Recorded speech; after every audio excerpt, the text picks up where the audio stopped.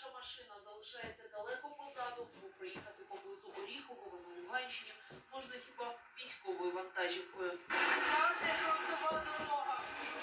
Але солдатам везуть харчі і підвозять нас. Все прекрасно. Ворог біля ось цього терикона. Нас зустрічають звуки пострілів. Що там видно? А потім кулемета і автоматичного гранатомета. Що спостерігаємо сьогодні? Командир хамстер слухає